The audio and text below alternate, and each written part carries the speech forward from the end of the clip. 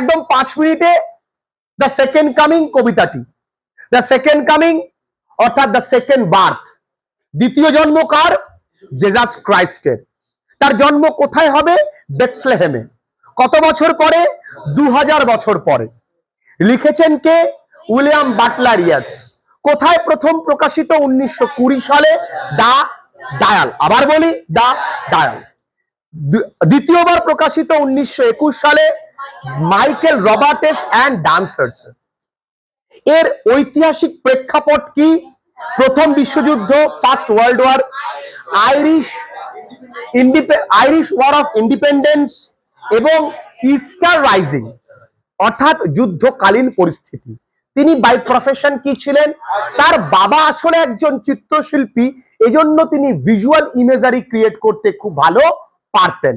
Visual imagery create করার পাশাপাশি এই কবিতায় আমরা অনেক সিম্বল দেখতে পাবো, অর্থাৎ রূপক দেখতে পাবো।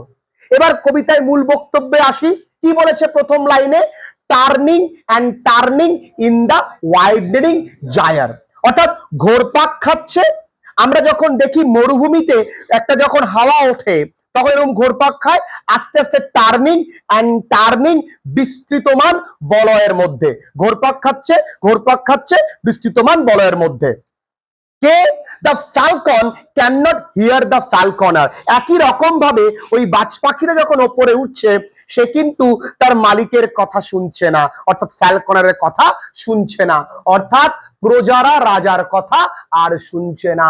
রাজার প্রজাদের ওপরে কোনো কর্তৃত্ব নেই। থিংস ফল অ্যাপার্ট, জিনিসগুলো সব ছড়িয়ে ছিটিয়ে আছে। যুদ্ধকালীন পরিস্থিতি, কোনো কিছু গুছিয়ে নেই। The centre can not hold, অর্থাৎ কেন্দ্রীয় সরকার তার কর্তৃত্ব ক্যান নট হোল্ড, ধরে রাখতে পারছে না, অর্থাৎ সরকার তার কর্তৃত্ব ফলাতে আর পারছে না। মেয়ের অ্যানার্কি ইজ লুজড আপন, নিছক অরাজকতা ছড়িয়ে পড়েছে আপন দ্য ওয়ার্ল্ড, এই বিশ্ব জুড়ে অরাজক পরিস্থিতি। দ্য ব্লাড ডিমড টাইড, রক্ত স্নাত ঢেউ, ইজ লুজড, রক্ত স্নাত ঢেউ দেখা যাচ্ছে। লুজড মানে এখানে ছড়িয়ে পড়া, অর্থাৎ রক্ত নদীর ধারা বইছে, অর্থাৎ প্রত্যেক জায়গায় হত্যা লীলা, মৃত্যু লীলা, যুদ্ধের মধ্যে এটাই দৃশ্যমান।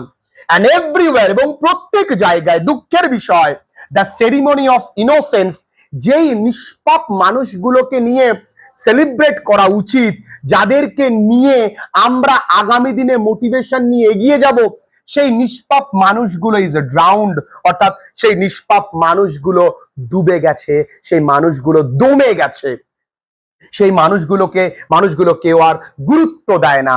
দ্য বেস্ট, অর্থাৎ ভালো মানুষেরা ল্যাক মানে অভাব বোধ করছে, অল কনভিকশন মানে বিশ্বাস, কনভিকশন মানে কি বললাম বাবু? ফেইথ। ভালো মানুষগুলো বিশ্বাসের অভাব বোধ করছে যে ভালো কিছু ঘটতে পারে।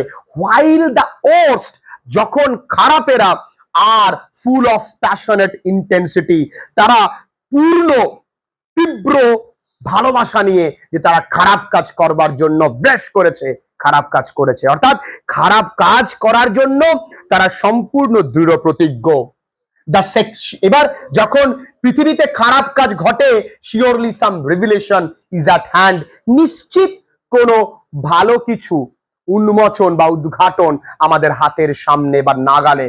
Surely the second coming is at hand, নিশ্চিত দ্বিতীয় প্রত্যাবর্তন ভগবানের হতে চলেছে।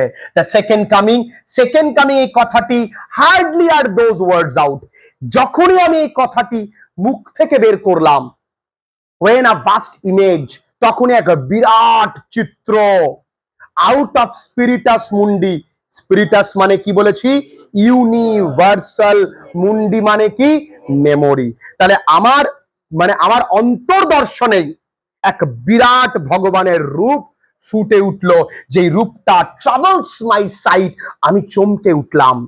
একই রূপ, একই ভয়ঙ্করী চেহারা, somewhere in the sands of the desert, কোথায়? কোথাও এক মরুভূমিতে।